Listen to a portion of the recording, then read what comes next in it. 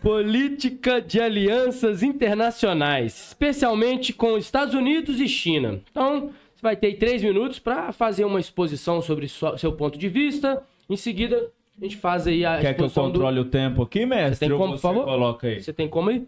Era bom pra gente ver, né? Vou colocar Isso. aqui o cronômetro. Isso, que aí você fica... Pra não... Pode iniciar quando você quiser, Igor. Bom, o que a gente tem que falar é elogiar as políticas que o governo Lula tem feito, né? Acho que vocês vão convir comigo que o governo Lula, ele fecha mais de 6 acordos com os Estados Unidos, visando o povo trabalhador. É importante demais a gente falar isso, gente. E fecha mais de 15 acordos com Xi Jinping, presidente da China, né? Então são acordos que favorecem o povo trabalhador, porque é a gente que movimenta esse país, é a gente que faz a roda da economia girar. E, gente, só para destacar um dado, o governo Lula ontem chegou num dado inédito, mais de 100 milhões de trabalhadores com carteira assinada nesse país, algo que nunca foi visto na história. Então, políticas internacionais entre China e Estados Unidos, o governo Lula tem se destacado, tem deixado de ser subserviente aos Estados Unidos, porque o governo Bolsonaro era mais um capacho do governo Trump, e agora a gente está se destacando e colocando o Brasil de volta no cenário internacional. E é isso. Você ainda tem 2 minutos. Tem 2 minutos. Tá excelente. Deixa o meu oponente destacar os seus pontos de vista. Bom, vamos lá então. É o seguinte, meu amigo. Temos que levar em conta a questão geopolítica para falar sobre alianças, mesmo que sejam alianças comerciais pontuais, seja com os Estados Unidos ou China. É preciso que nós entendamos que a China está num momento de revisionismo dentro do sistema internacional. O que isso significa? A China quer estabelecer a sua dominância sobre a região da Índia, sobre a região do Himalaia, do Tibete. A China quer estabelecer o seu domínio sobre o Mar Amarelo, que eles chamam de Mar do Sul da China, e para isso eles constroem ilhas artificiais, e para isso eles ameaçam inclusive barcos civis de países como as Filipinas. Além disso, pior de todos os casos envolvendo a China, a ilha de Taiwan. O governo chinês promete invadir Taiwan, causando um massacre que será sem precedentes na história da humanidade, né? Vai acabar causando um caos e destruição terrível naquela ilha. E quando nós nos alinhamos com a China, principalmente ideologicamente, o que nós estamos fazendo é dar aval, dar endosso a esse tipo de comportamento. Fica a minha pergunta, será que o governo Lula vai endossar esse tipo de comportamento? A invasão de Taiwan? Será que vai endossar o comportamento hostil do Estado chinês no Mar Amarelo? Essa é uma boa pergunta para se fazer. Mas vamos falar dos Estados Unidos também. Nós tínhamos aí um governo ideológico que queria ser subserviente aos Estados Unidos, queria se alinhar a todo custo aos Estados Unidos, mas não pedia contrapartida nenhuma.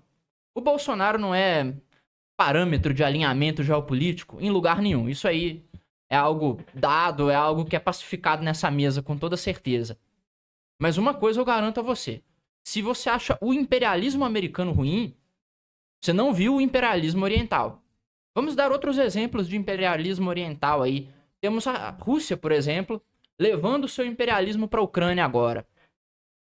Dezenas de milhares de mortos, uma destruição sem precedentes no meio do século XXI. E temos o Lula passando pano para isso.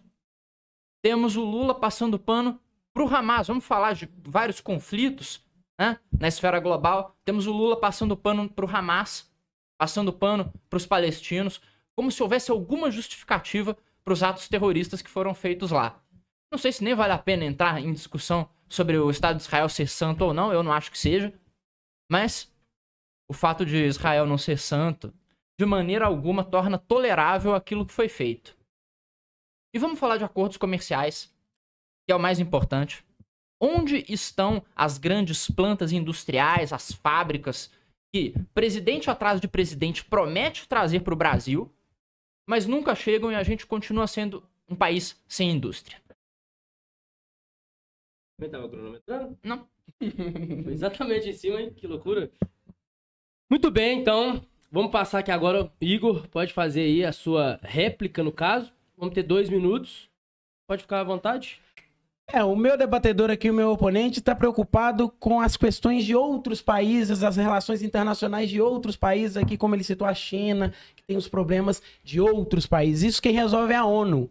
A ONU que tem que resolver esses conflitos entre países. A gente tem que se preocupar com a melhoria do nosso povo, do povo trabalhador. É isso que a gente tem que discutir aqui e agora. Ele colocou também que o Lula passa pano para o Hamas, apesar desse assunto não ser o nosso assunto central aqui da nossa discussão.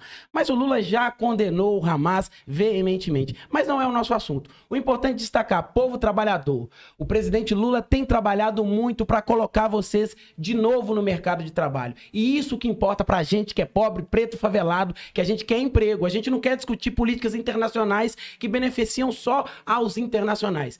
Quem discute guerra é a ONU, não é o presidente do Brasil. E é isso. Mais um minuto. Um minuto? Não, pode deixar. Tá tranquilo? Tá tranquilo. Então, beleza. Muito obrigado por todo esse tempo, né? A questão é o seguinte, eu tô preocupado aqui com o alinhamento do Brasil no cenário geopolítico. É ridículo pensar que isso não é importante. É absurdo achar que não é importante ver como que o Brasil vai estar alinhado num futuro turbulento que está se desenrolando na nossa frente. Nós temos guerras atrás de guerras sendo maquinadas. Nós temos conflitos se gestando na África agora. O Oriente Médio está um barril de pólvora como nunca esteve em muitos e muitos anos. O que está acontecendo agora no mundo, e eu acho importante todo mundo prestar atenção nisso, é uma tentativa do Oriente rever quem é a potência hegemônica do mundo. Então, para isso, eles vão usar toda a sua influência em países que possam servir como um ponto de equilíbrio nessa discussão, como um pêndulo nessa discussão. Então, a China vai fazer de tudo para colonizar a África. Vai fazer de tudo para colonizar o Brasil também. Trazer investimentos para cá, é claro, ou simplesmente trazer capital de algum outro tipo. E aí, impor a sua maneira de ver o mundo, impor as suas regras, impor as regras do comunismo chinês. Que não é uma coisa que eu quero, não é uma vida que eu quero pra mim, viver no comunismo chinês, ser vigiado, viver sobre um esquema de crédito social ou qualquer coisa que o valha. Isso eu realmente não quero, eu acho inaceitável e eu acho que nós devemos combater esse tipo de coisa. É por isso que eu vejo com tanta desconfiança uma aliança com a China, porque a gente não sabe quando que a China vai invadir Taiwan, deflagrar uma guerra, que pode ser uma terceira guerra mundial, e aí nós aqui no Brasil vamos estar atados a eles. E aí, né, vamos levar a discussão ao povo pobre brasileiro. Quem que vai morrer nessa história? Sempre são os pobres que morrem na guerra primeiro. Beleza, então, vou passar agora para a tréplica, mais um minuto, mas só para eu... lógico, né, a gente tem que ter a humildade de reconhecer quando a gente erra. A produção mandou no ponto eletrônico aqui que a gente podia usar essa caixinha para sortear a pauta, não precisava seguir da esquerda para direita. Sorteia a próxima. Aí é só porque eu lembrei aqui que ele me deu essa caixinha, aí quando eu vi ela, por que você é essa caixinha mesmo? É para sortear a pauta.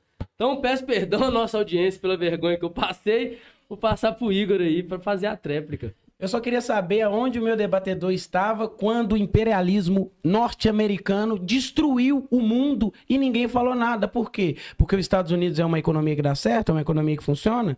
É isso que vocês defendem sempre? Os Estados Unidos é exemplo? Onde vocês estavam, onde os Estados Unidos declararam guerras a várias partes do mundo, destruindo vários outros países por conta da sua hegemonia, que você quer dizer, quer usar termos acadêmicos aqui, a sua hegemonia geopolítica, entendeu? É muito fácil a gente discutir a China comunista que não é comunista. Não existe nenhum país nesse mundo que seja comunista numa economia globalizada. Aonde que tem um país comunista numa economia globalizada no mundo? Eu gostaria que o meu debatedor me respondesse isso. Aliás, porque o fantasma do comunismo é o que eles sempre trazem para discussão. O comunismo. A verdade é que as pessoas nem compreendem qual que é a real intuição, qual que é o real intuito do comunismo, né? Mas tudo bem, vamos lá. Beleza. Vamos então para finalização. Bom, vamos finalizar isso de maneira simples. Sobre a China ser comunista ou não, você vai ter que discutir com eles que deram o nome do partido deles de comunista. Mas eu nem me preocupo com o tal do fantasma do comunismo. Eu me preocupo com a coisa real que vem de lá. É sistema de controle social rígido, onde você não pode ter sua opinião, você não pode viver a sua vida do jeito que você quer e o governo controla cada um dos seus passos. É crédito social para dizer se você pode ou não viajar, se você pode ou não pegar um avião para ir daqui para outro país. Isso aí é muito real, é muito mais real do que um fantasma do comunismo. Mais 30 segundos. Bom, e